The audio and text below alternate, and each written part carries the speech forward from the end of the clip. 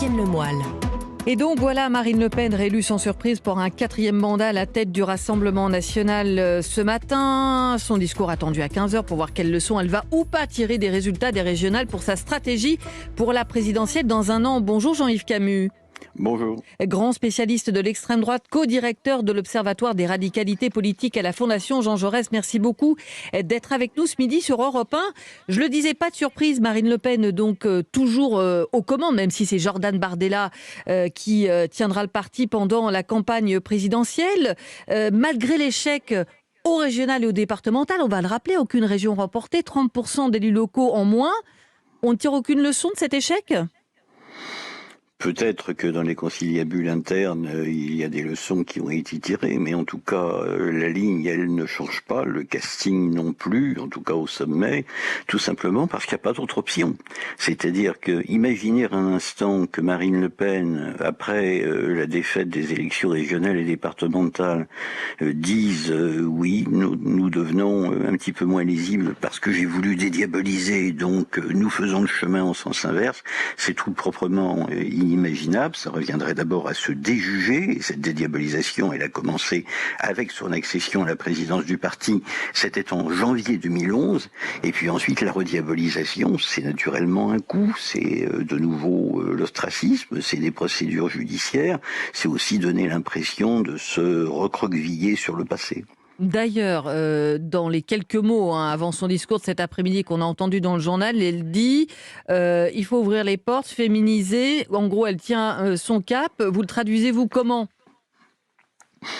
Comme la certitude que cette élection est un scrutin pour rien, parce qu'il y avait une conjoncture particulière liée d'une part à l'épidémie, à la pandémie, donc un taux de participation extrêmement faible, et puis sans doute aussi parce que l'élection présidentielle, c'est dans l'histoire de la Ve République l'élection reine, qu'elle mobilise beaucoup plus les Français, 77% de votants au premier tour en 2017, donc Marine Le Pen espère que les choses reviendront à la normale dans une élection qui en plus sera une élection sur son nom et non pas une élection sur le nom des chefs de file à la notoriété qui n'est pas égale à la sienne de toute évidence, qui était en lice pour les élections régionales. Vous dites même, Jean-Yves Camus, il faut se méfier de parler de déclin du Rassemblement national. Pourquoi ?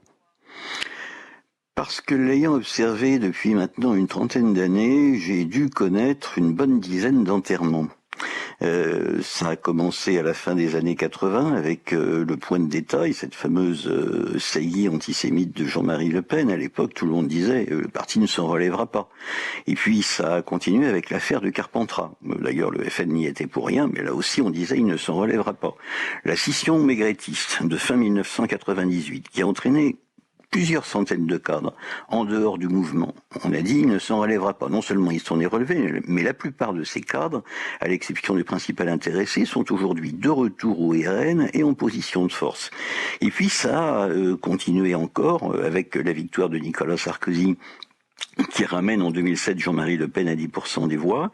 Et puis même après le second tour de la présidentielle de 2017, le débat d'entre-deux tours était tellement désastreux pour Marine Le Pen que d'aucuns ont annoncé le déclin du parti. Mais il ne faut pas oublier qu'un parti politique, c'est une dynamique sociale, c'est une dynamique idéologique. Et après tout, on ne sait pas de quoi sera faite la présidentielle de 2022. Pardon. On n'a même pas encore le casting définitif. On sait que Marine Le Pen portera les couleurs du RN, on ne sait pas si Éric Zemmour sera candidat, on n'a pas le candidat de la droite. Alors justement, vous parlez d'Éric Zemmour, candidature dont on parle beaucoup, effectivement, candidature qui pour l'instant n'existe pas. Marine Le Pen lui a même demandé il y a quelques jours de clarifier les choses. Vous analysez comment tout ce débat autour de cette possible candidature et comment ça va troubler la donne ?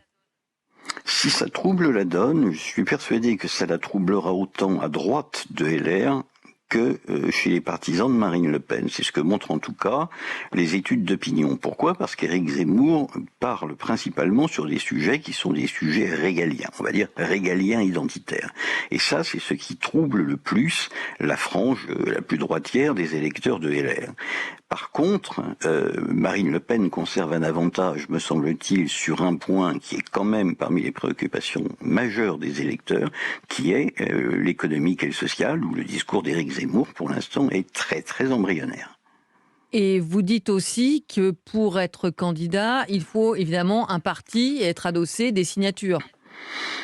Alors, un parti, la preuve contraire est administrée par Emmanuel Macron, qui a formé quelque chose qui ressemble à un parti après avoir été élu. Mais tout de même, ça reste une exception dans l'histoire de la Ve République, et pour des quantités de raisons liées à la force de l'appareil qu'il vous faut constituer pour mener votre campagne présidentielle, naturellement, à défaut d'un parti, il faut du moins quelque chose qui ressemble à un mouvement. Il y a des parrainages à aller chercher pour être effectivement candidat à l'élection présidentielle. Il y a ensuite une campagne à conduire et un tour de France à mener pour aller à la rencontre des Français, une future administration à constituer.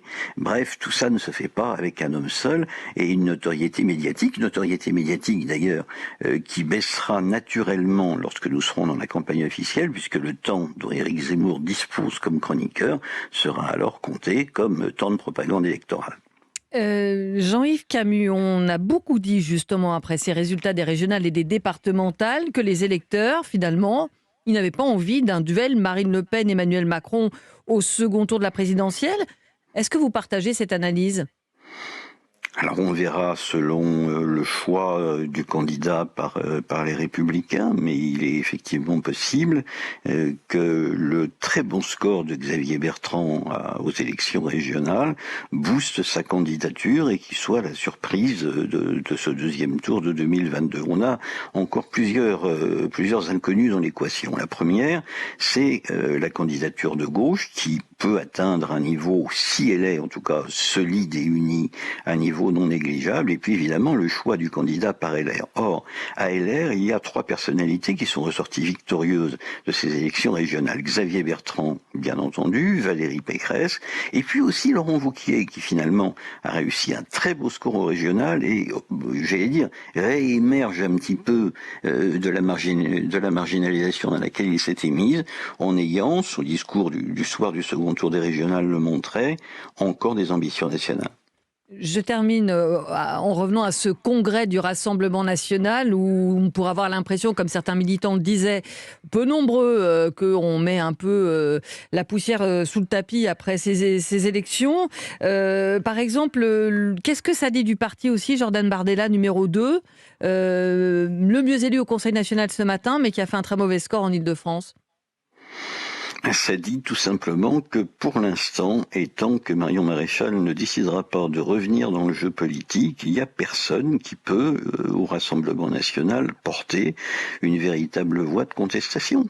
Tout simplement, on a vu aussi que dans l'histoire du parti, tous ceux qui se structuraient pour porter une ligne alternative finissaient par sortir. Ça a été vrai pour Bruno Maigret, ça a été vrai pour Karl Lang et pour un certain nombre d'autres qui avaient comme ça des velléités de passer de statut de numéro 2 au statut numéro 1, toujours, c'était vrai pour Florian Philippot aussi, c'est eux qui finissent à l'extérieur. Et ça veut dire aussi, je terminerai là-dessus, que si on ne s'appelle pas Le Pen, on n'a pas sa place forcément aux avant-postes au Rassemblement national.